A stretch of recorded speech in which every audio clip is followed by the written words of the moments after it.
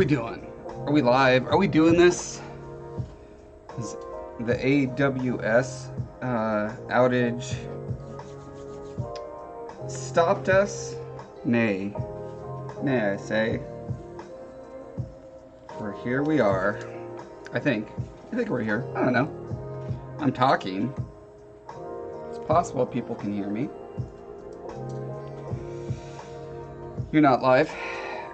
I'm sorry to hear that. I hope you get better soon.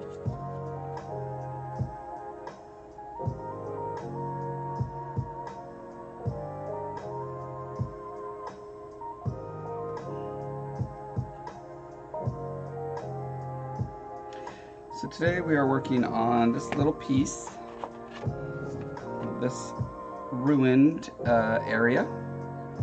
Specifically that little chunk of shelf there that I want to replicate. So I made a little patch of it, 6 inches long.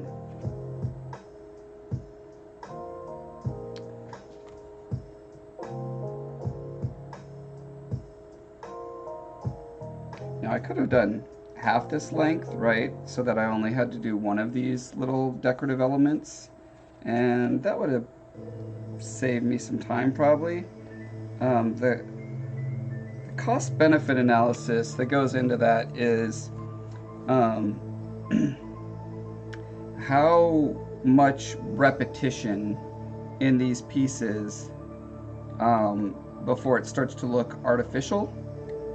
Now in this sort of thing where it's like I want it to look pretty precise, like whoever was carving this were professionals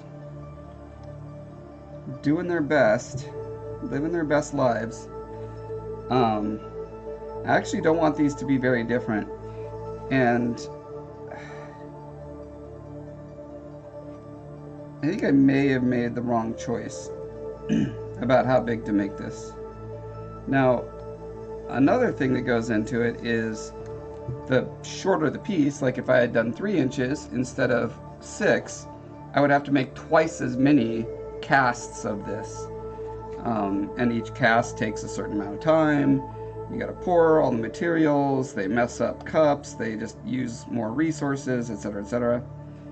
And so that might counterbalance that, along with the fact that this is sort of a background piece. It's not what the camera's focused on. So the fact that these two elements aren't like absolutely perfect is probably just fine. As long as they're close enough to not look like completely wrong, it's fine. And also, because these are ruins, there's a lot of parts where they kind of, you know, collapse down and have like divots and you know, messiness. So I think with all that additional visual noise added into the mix, you're not gonna notice that it ain't perfect unless you were scrutinizing it.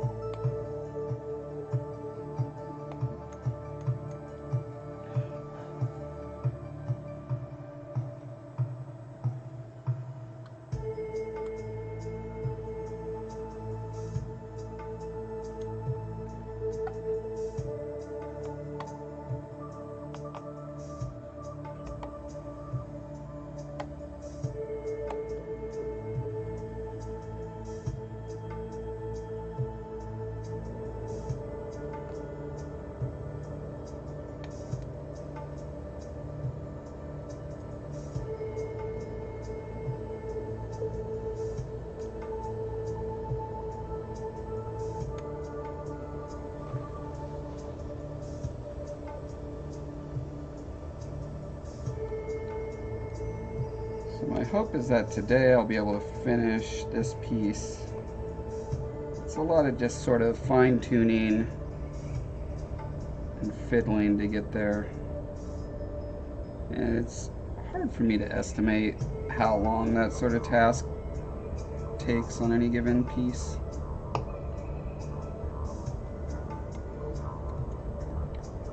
But I can still hope.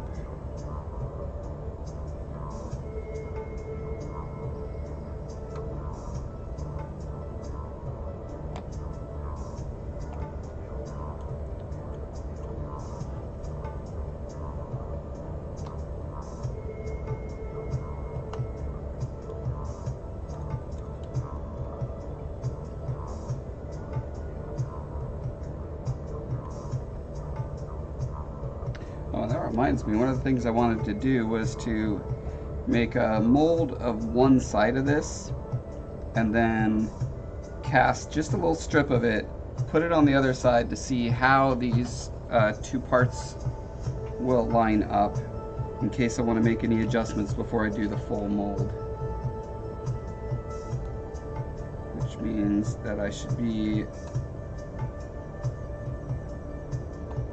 detailing one half of this before doing the middle part.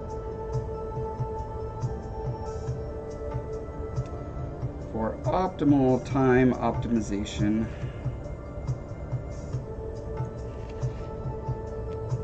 I know saying the word optimal and optimization in the same sentence is not optimal,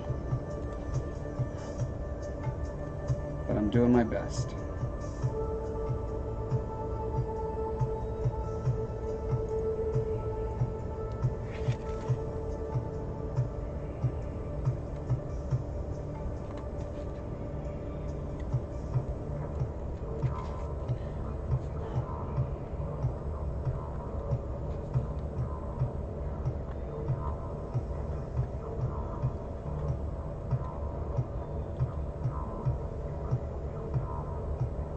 Yeah, I keep getting distracted. I gotta stay on here. Stay on target.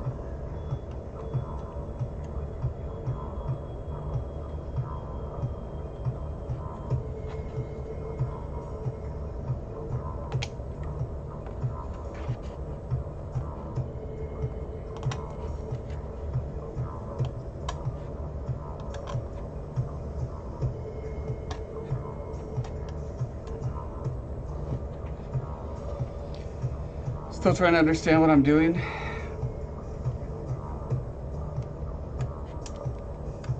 Do you mean like what this piece is going to be used for, or the like specific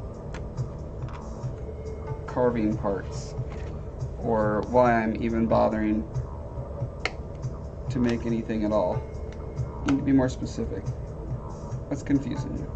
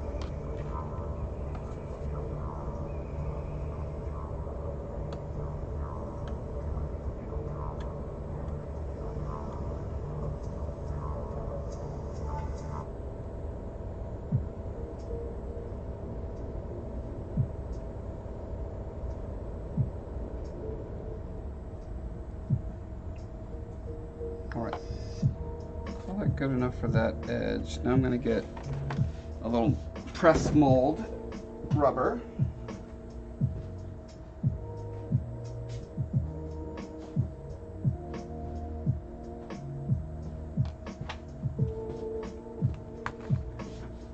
Just the craft store 2-part mold.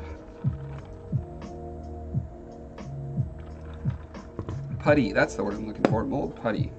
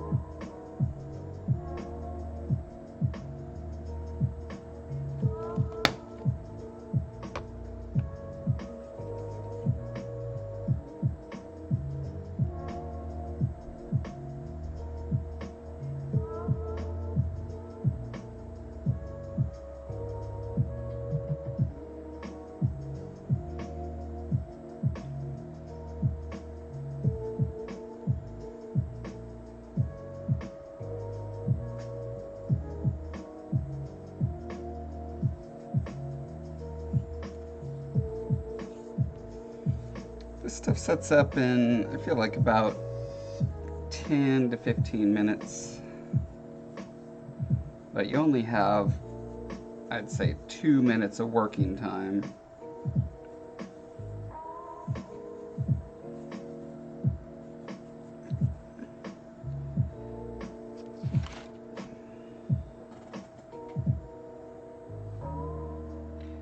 So, I'll press it. So,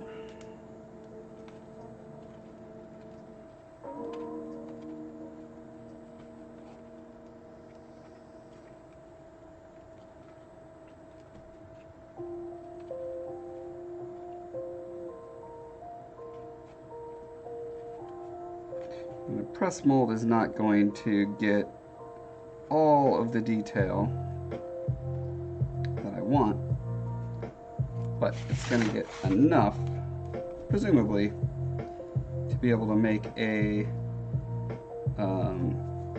rough approximation of what having a full mold of this would be. And then I'll show you what that's good for after this is set up.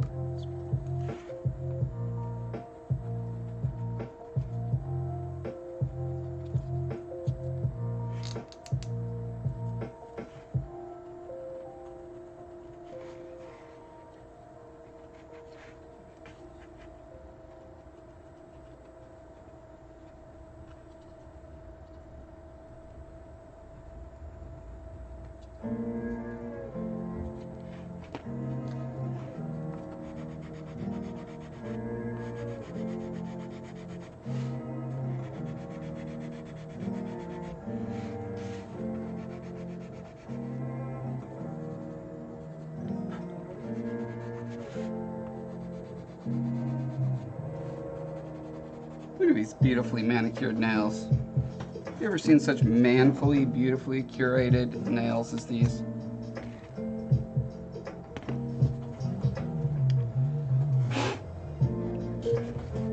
Having nice short nails has so many advantages. I don't understand why people let them turn into werewolf nails like they do.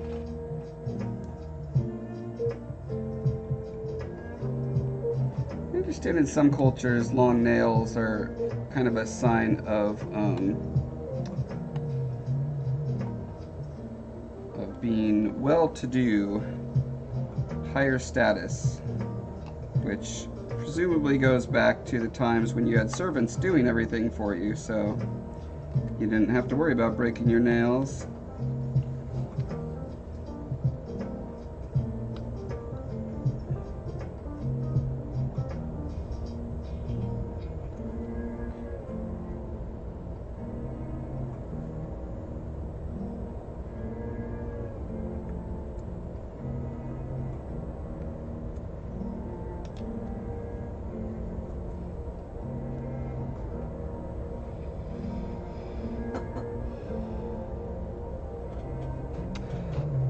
The internet issue is with Amazon Web Services, and they have their tentacles in almost everything. So everything from game servers to Streamlabs, for instance, streaming, financial services. Like, there's just a million things that AWS downages affect.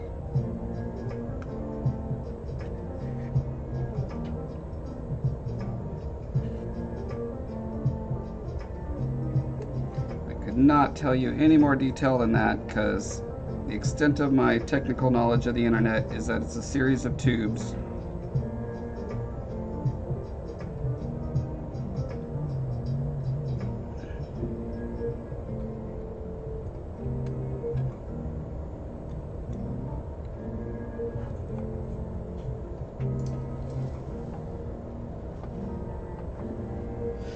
Yeah, it's not a 100% thing. It's like it will affect some things and not others, and parts of things and not others. So that makes it really hard to like troubleshoot, and well, certainly from the outside, it's hard to tell. And my guess would be because they probably have a lot of dynamic switching systems going on that are like saying, okay, this sector of the internet that's using our servers is unusually heavy today, so we're going to allocate more resources to that and the other, and they probably have ways of changing the valves on those tubes, the size of them, so they can fix some things, but they can't fix all things.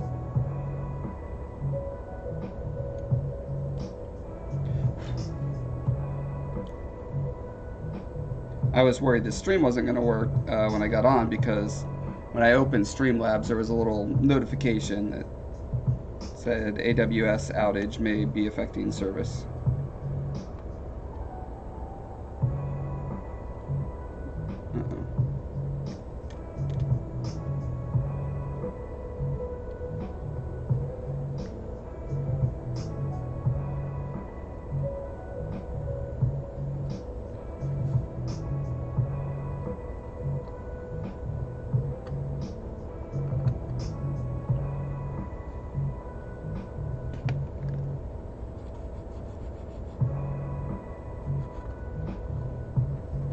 Zambies! Holy camole! Welcome, Zambies crew.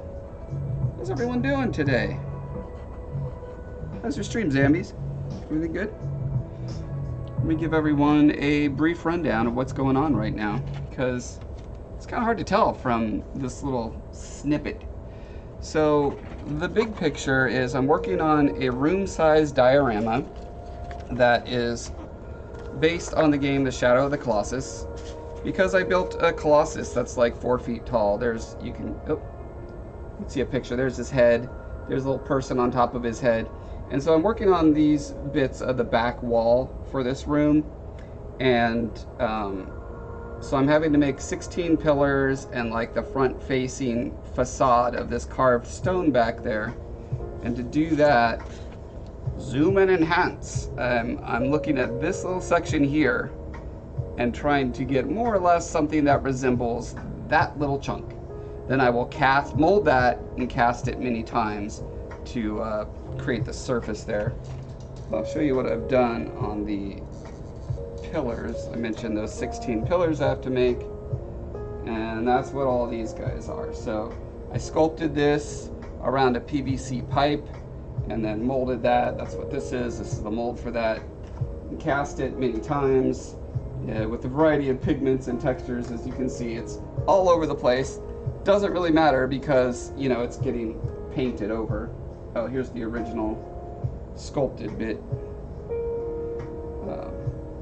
So yeah, that's the context. That's what's going on right now.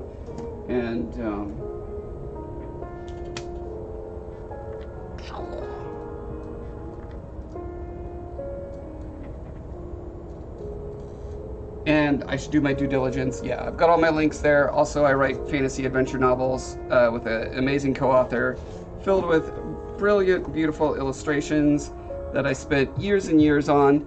You should check it out. It's on Amazon, Kindle, and paperback. Okay, back to work now.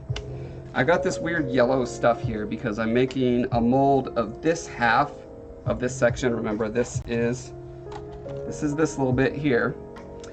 And so I'm going to need to butt these together after I make duplicates of them. And the idea there being that if I cast just this little section here and then put it there before I do the full mold, I'll have a better sense of if I need to adjust any of the bits over here. The material that I'm working with is mostly epoxy sculpt.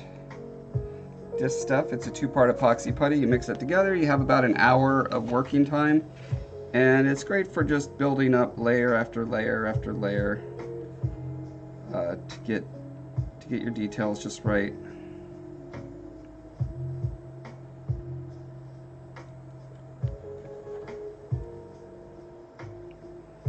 Right now, I don't have any uncured, but I'll be doing a pass where I do the actual sculpting part. Right now this is the carving part. So with the epoxy method of sculpting, basically you get blobs more or less in place where you want them, and then after they cure you go in and carve them down to get the really precise details that you're looking for. And then you do another blob, and then you do more carving. Ad infinitum.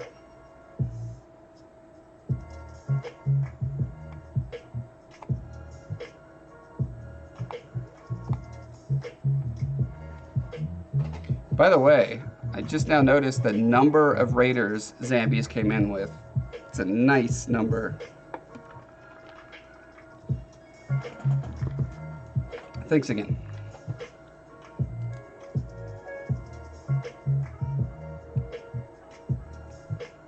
Oh, and I should also note, just for clarity here, so I'm Josh Foreman, streaming on the Reaper Miniature channel.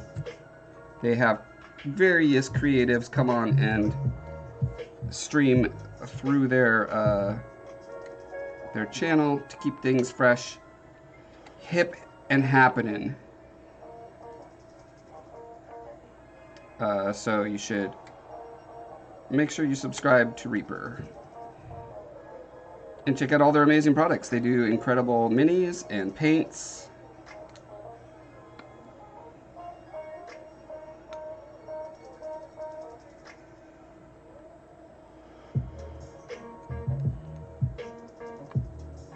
It's not all about me, you guys, all right? It's not all about me.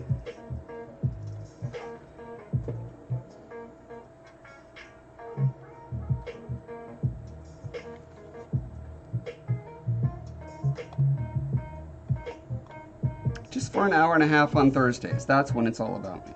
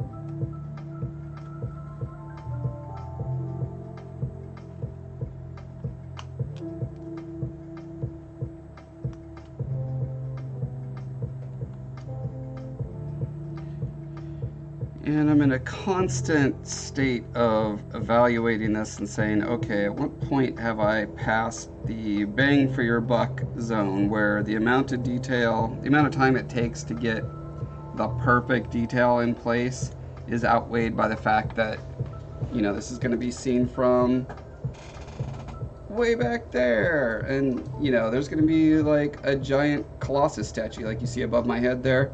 That guy's going to be in the foreground. So, like, really, how much detail should I be putting into this, you know? The answer is way less than I am right now. But also, I'm a bit of a perfectionist, so there's only so far I can push that.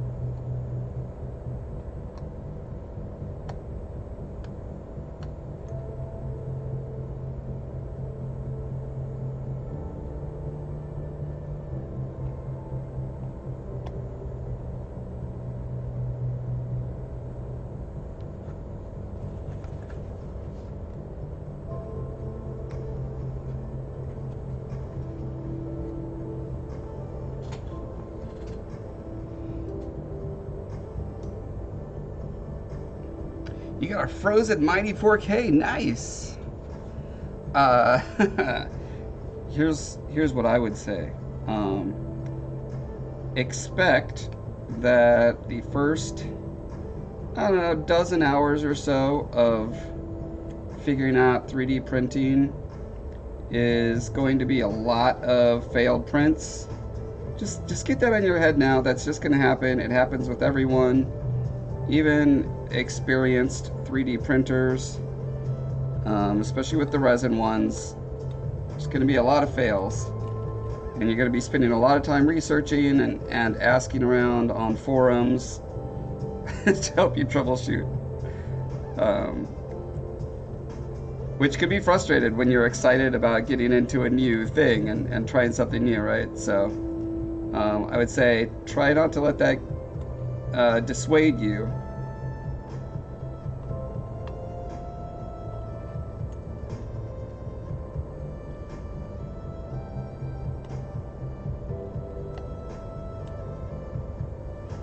Also, there's just a lot of amazing YouTube and Twitch artists out there doing that stuff. And Discord communities. Don't be afraid to show your early work in those communities and get feedback on it. Most of them that I've experienced are very positive, friendly communities.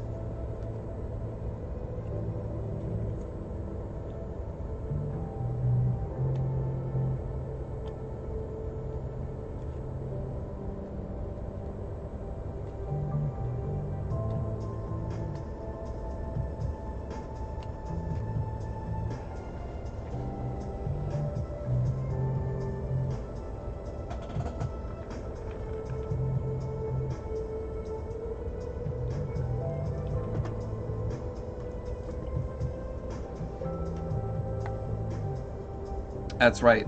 Reaper does make a good learn to paint kit.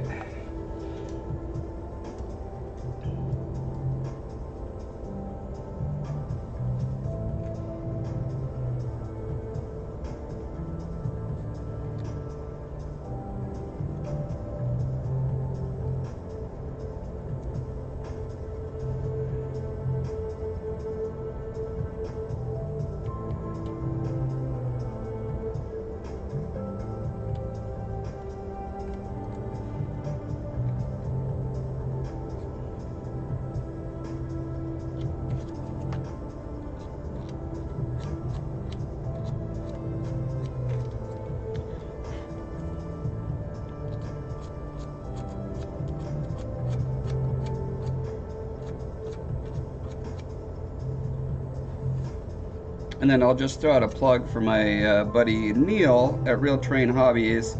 He's got a kickstarted set of like wargaming terrain kind of stuff. That's really fun. Like halfling slash hobbit themed stuff. I was just helping him with a like a big old water mill.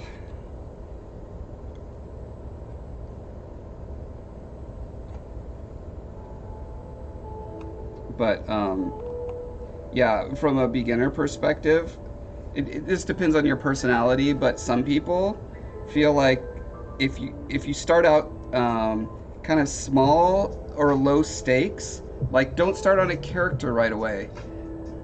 Again, very personality driven, because a lot of people are like, no, I got to do the most epic thing immediately or I won't feel inspired, right? And if that's you, that's fine. But you know, like Neil's set has pumpkins and barrels and chimneys, and you know what I mean? Like, if you kind of start on that low stakes stuff, then in a lot of ways it can be less frustrating, because you're not like mistakes or what you intended to make, you know, if it doesn't end up exactly that way, it's not as obvious. And so in a lot of ways that can kind of buff your confidence, so that once you start doing characters, you'll already have gone through some of those growing pains on something that's lower stakes.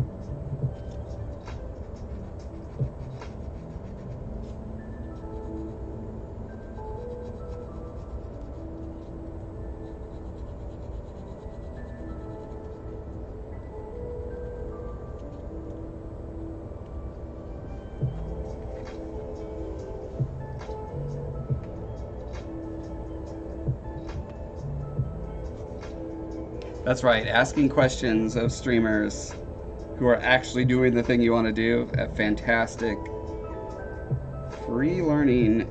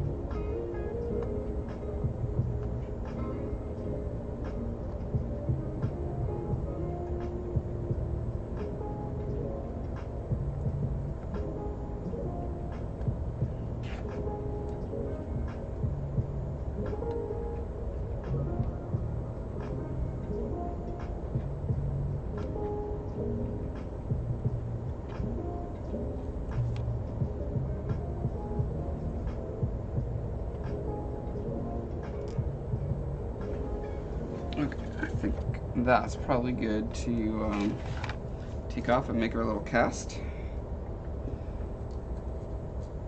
Uh-oh. I think I accidentally unplugged my art cam. Oh.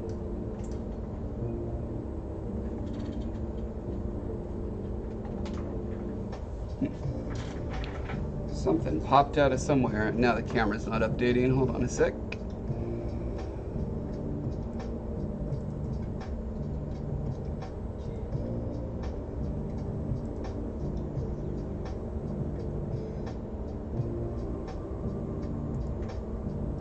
How we doing? All right, we're live again.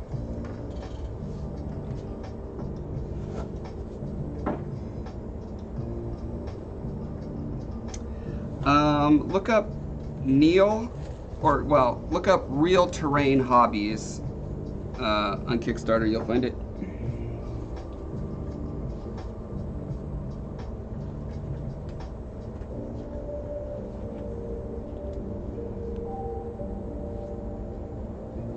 Yeah, there's and there's just a never-ending cornucopia of amazing stuff out there. So yeah, look around, find the stuff that inspires you the most.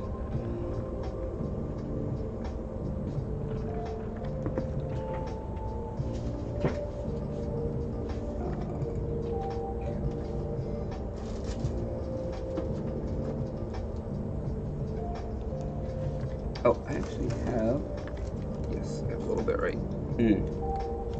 That might be 20-minute stuff. I think this is 5-minute stuff. So I'm gonna stick with this.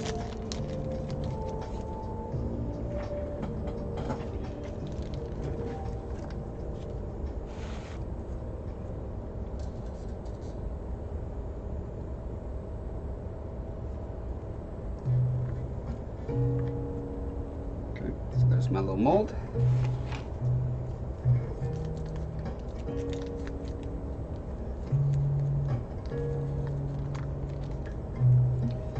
I'm using steel stick for this just because it's very fast setting, and this is a reference piece, so it doesn't need to be like super detailed or whatever.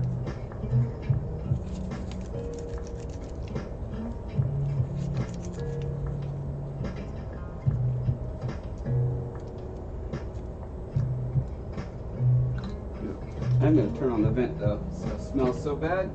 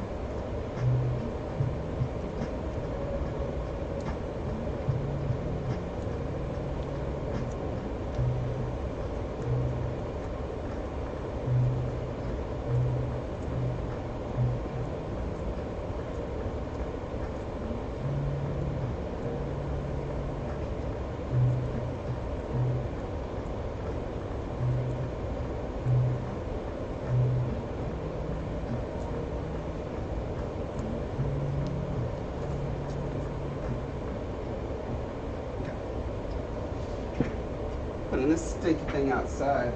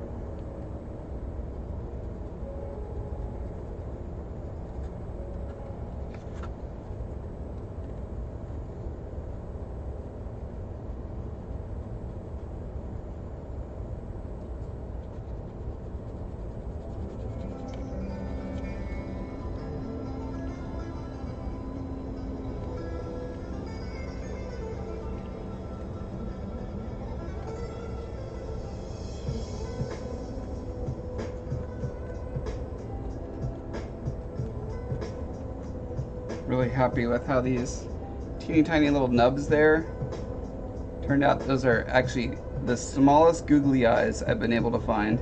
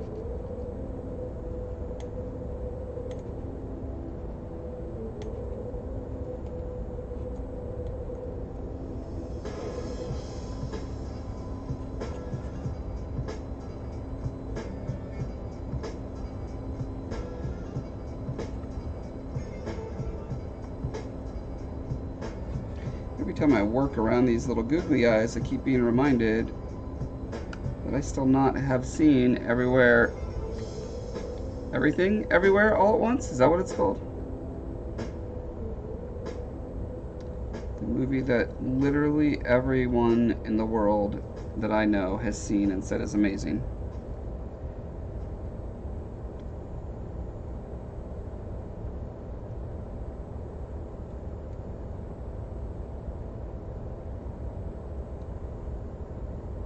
That apparently has googly eyes involved. That's the connection, in case you're wondering.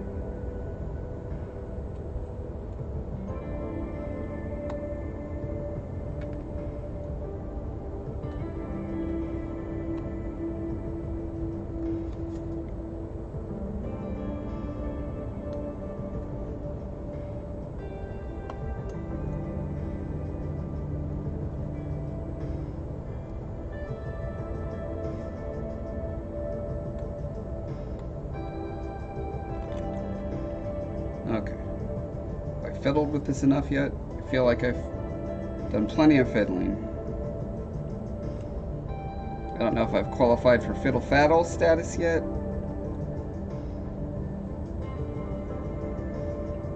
Where they say if you fiddle with it more than 3 times, you're playing with yourself.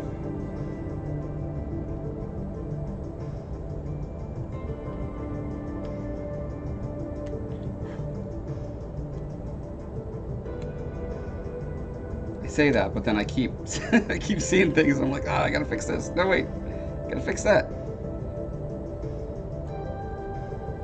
That's the problem, is every time I kind of do a pass, I'm making it a little bit more precise, a little bit cleaner, and then that makes the places that I haven't done stand out by comparison as being not as clean and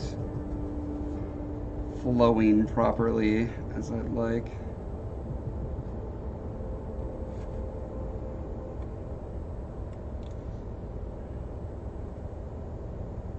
There are a few little areas, like in this little nook there, where I'm really worried when I make a mold, that chunk of rubber is going to stick and pull out. There's that, and there's that. So I'm going to need to add a little more material in there to make sure that doesn't happen.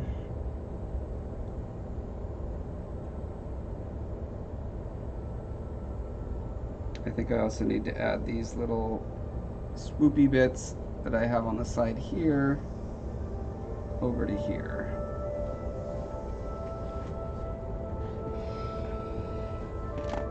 Well, thank God, Quindy, that you have not seen everything everywhere all at once.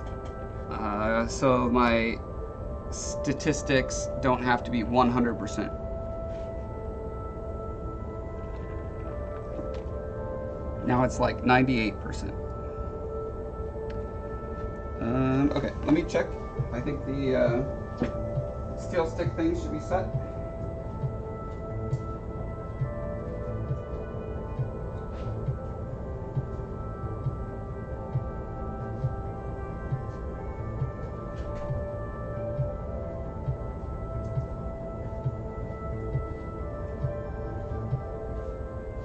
It smells a little less nauseous now.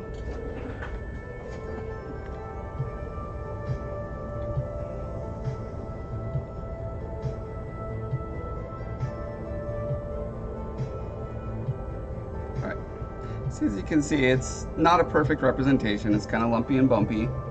That's fine. It's close enough to being what this side is. Sorry, what this side is when it meets up here.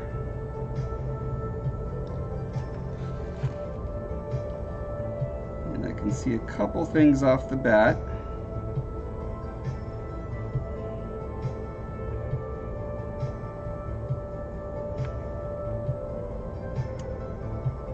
So I overlapped this little corner here, right? With the hope that it would, and then also this little corner overlaps a little bit, and my hope was they would stick together kind of like a puzzle. And I wasn't totally wrong, but they definitely need to be closer together than what I'm getting here. So I need to probably shave down both of the sides around this a little more.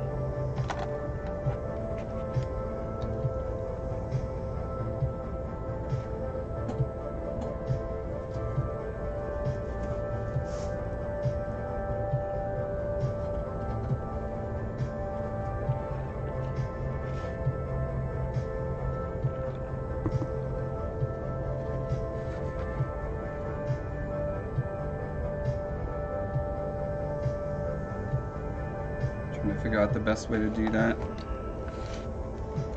Probably need a stronger sandpaper than this, or an actual powered machine.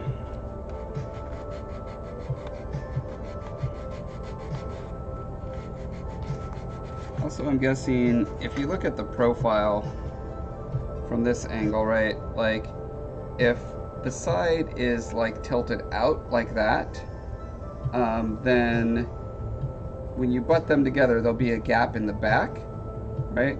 But if it's angled out like this, then when you butt them together, there's going to be a gap in the front. And so I want to err on the side of sanding it in such a way that it's flaring out from the base. Just a little bit, just a hair, you know, not much, but.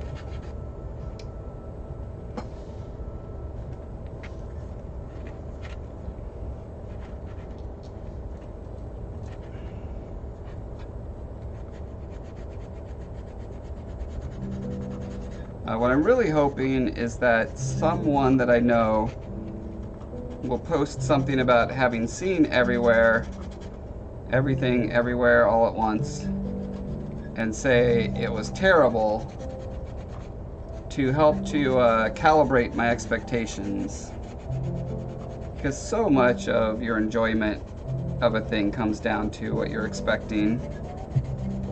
And I'm usually pretty good at having very low expectations for things, which tends to maximize my enjoyment of life in general. Anyone remember that old, I think it was Mad TV, so this would have been like early to mid 90s. Is anyone as old as me? I don't know if anyone in the world is as old as me. Anyway, they had a skit called Lowered Expectations, where it was like a dating service for, you know, normal people. Just lower your expectations. I think the little theme was like, lowered expectations.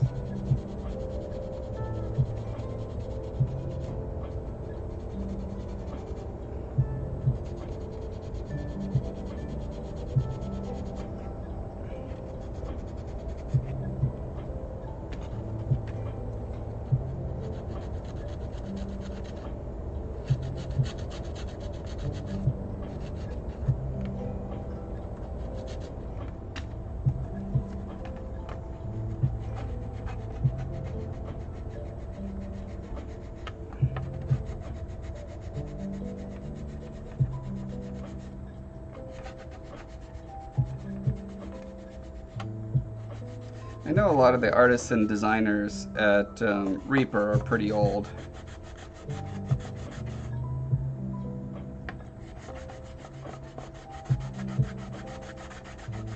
But are they as old as me? That's what I'm not sure about.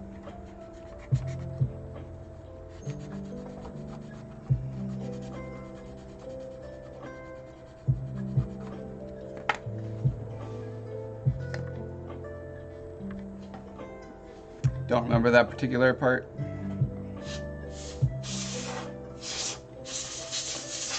I think the parts I remember are that and the like full-grown man who plays a toddler. Was his name Stuart? He like plays a 2 or 3-year-old, and he was always just going like, "No, stop." It's, I don't know. I liked it at the time. Does it hold up nowadays? I could not tell you.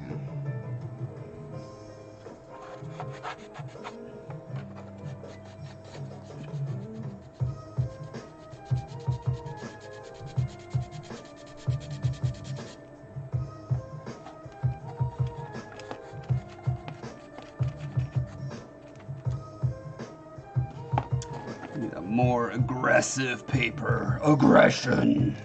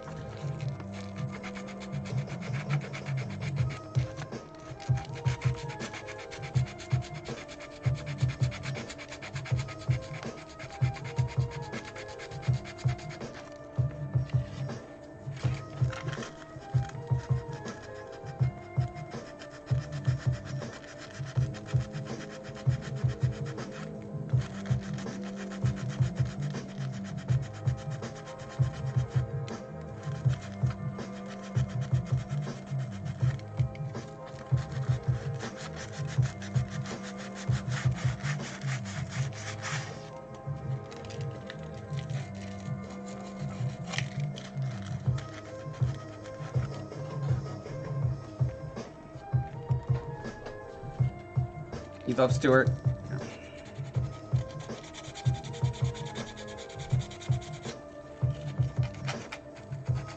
Oh, I'm vaguely now also remembering Mrs. Kwan. Is that a character, Mrs. Kwan? Like a Korean mother?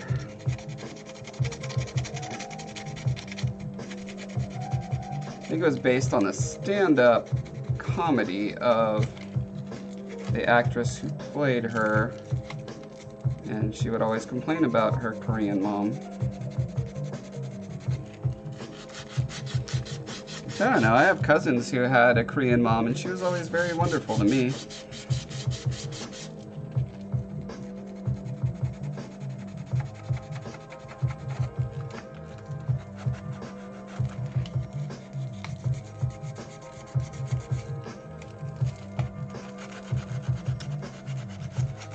She tragically died in Africa.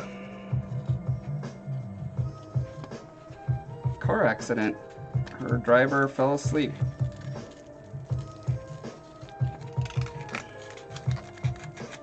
That really sucked.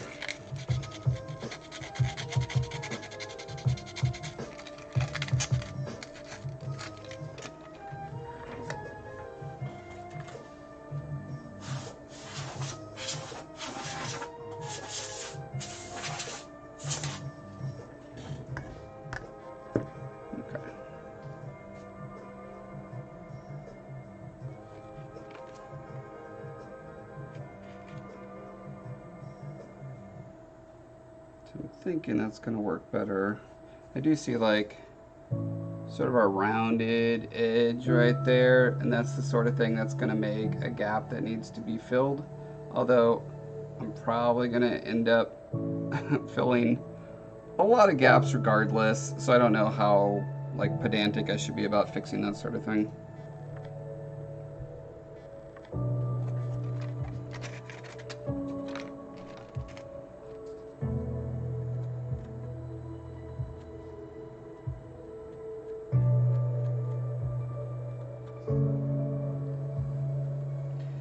Yeah, it was a really dicey situation because her driver was also a friend and co-worker, I guess, with both her and my uncle, her husband. You know, he was native. They were doing like missionary slash humanitarian work in Rwanda, and they my uncle had started that organization there, I think with Frank was the driver who fell asleep, and so there was a very difficult period of like trying to figure out how do we make forgiveness work in this situation. And then my uncle went on to write a book about it.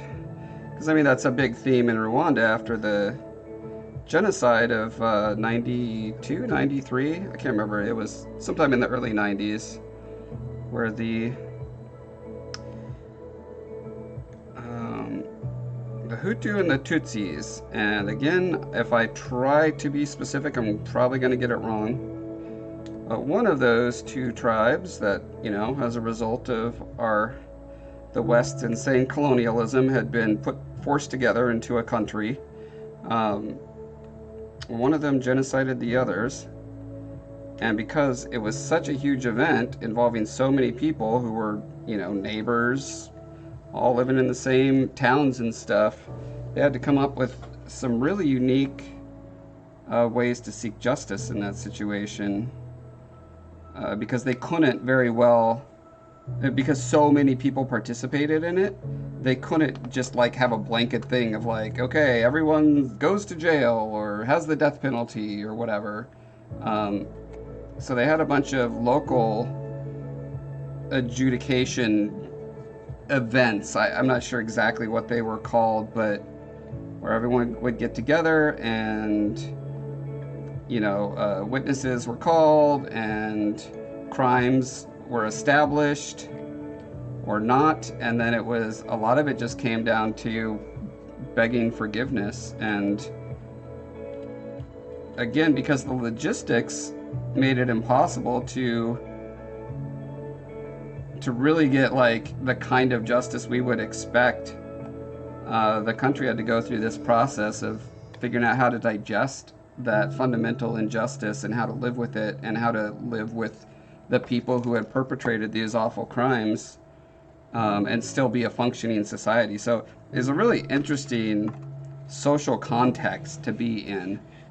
And then more interesting still for my uncle, who had to navigate then, like, okay, how do I deal with this? Like, it was obviously an accident, but it was also negligence. Like, you know, Frank just didn't have enough sleep. He really shouldn't have been driving.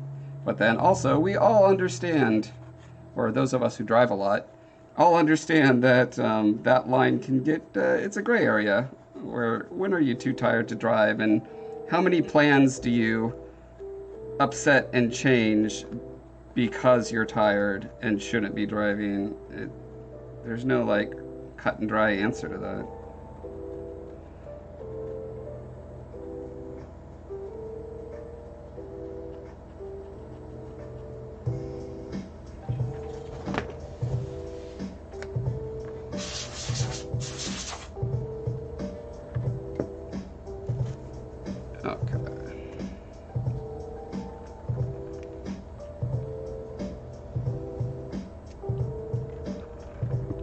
Ready to add the rest of these little circular elements.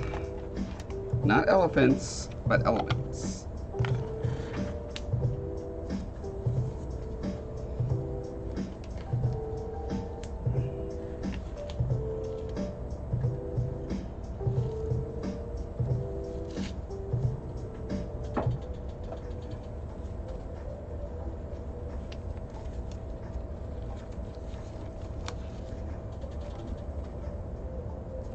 I'm trying to decide if I want to do another pass at this edge or if I'm comfortable just saying, you know what, it's close enough.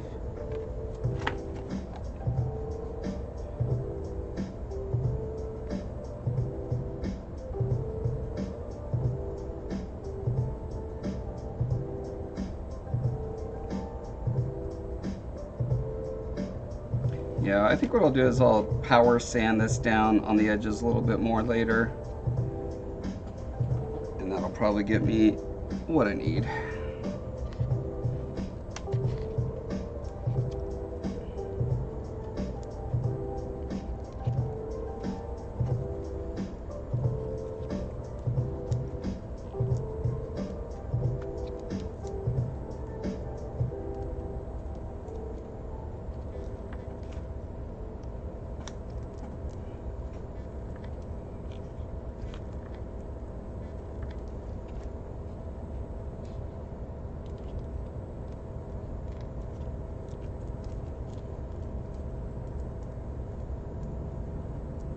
Trying to get an approximate.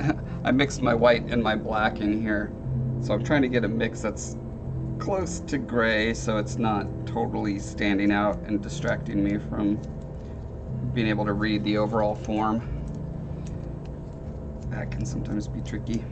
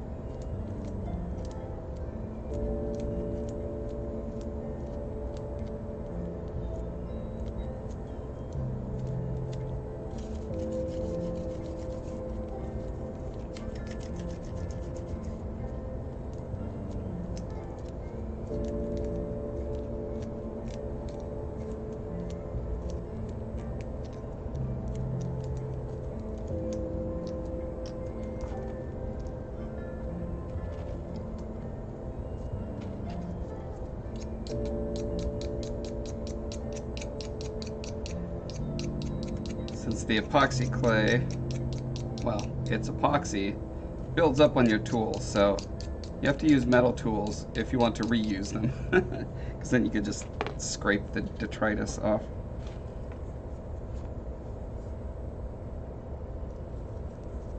Okay, first things first, I'm gonna fill in these little gaps where I'm worried the rubber's gonna catch on the mold.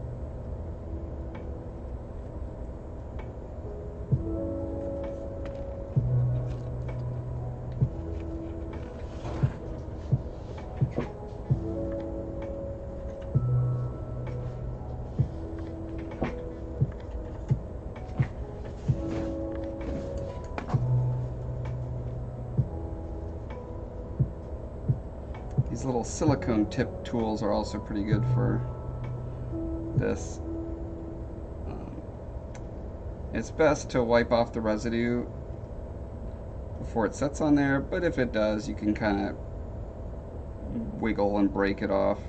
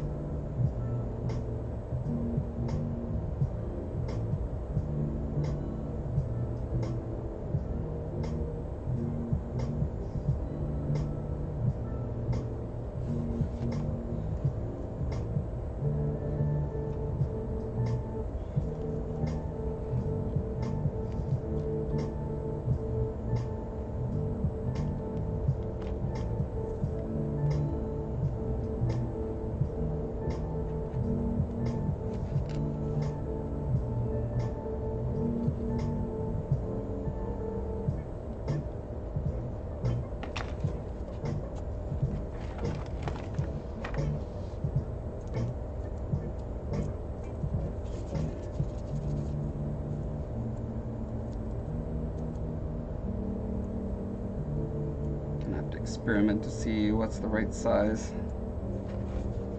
ball for this. Try that one first. Might be a little too big. Let's go pea size. Is that the size of a pea? It depends on the pea.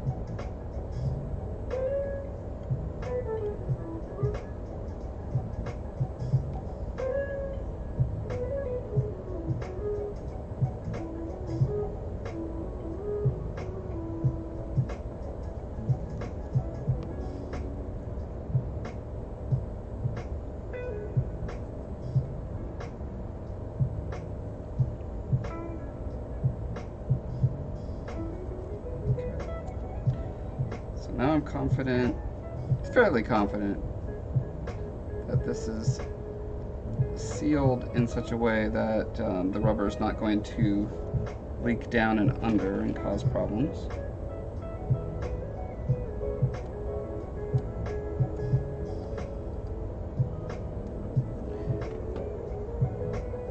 And then add our little ring.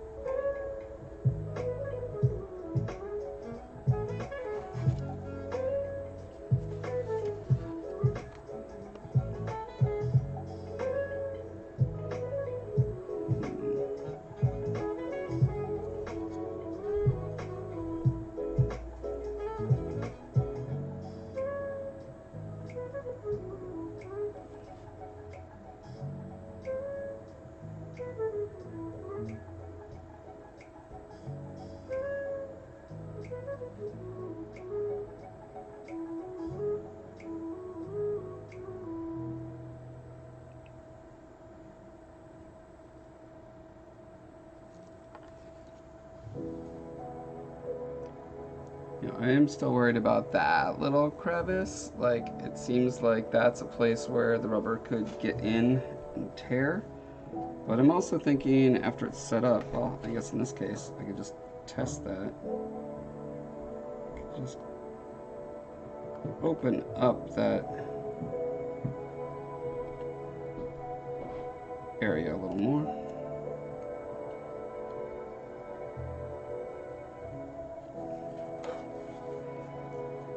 To give it a more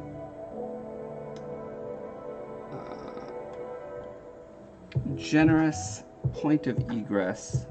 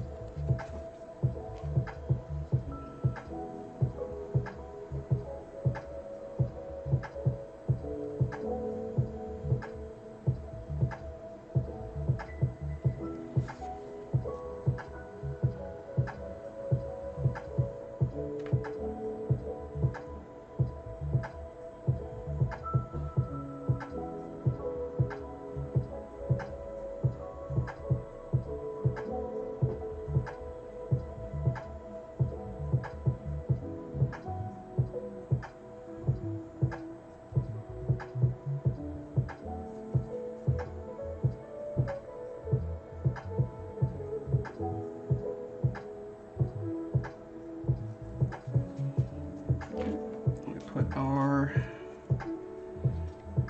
googly eye. Boink.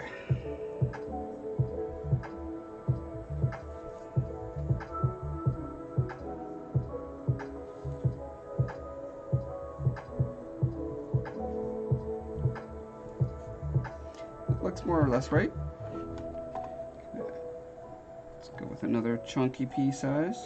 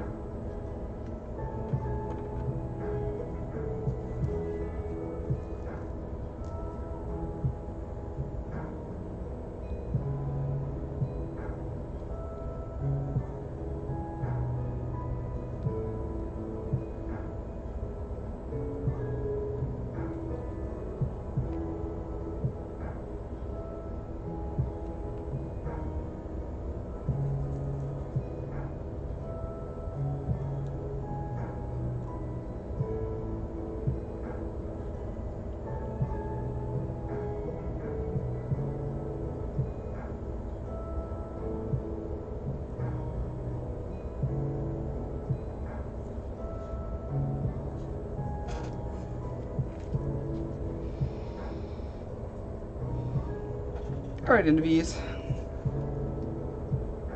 Thanks for hanging out. Speaking of which, looks like it's about time to go raid someone else.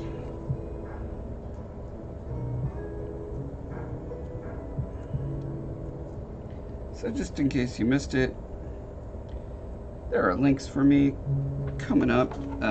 I've got books that you should buy if you like fantasy adventure novels on Amazon. I've got a YouTube channel with lots of art tutorials and other fun stuff. Instagram, all of this stuff you can find by searching for Josh Foreman or just clicking on the links.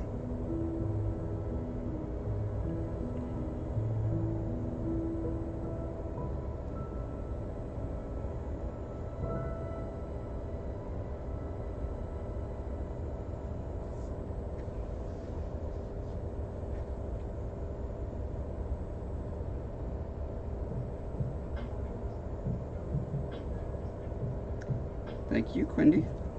So everyone have a good one. Can't wait to see who we're visiting. Oh, Quantum Minis. Con Minis. Whoa, Kana? I don't know. We'll find out. We'll find out. See you guys later. Bye.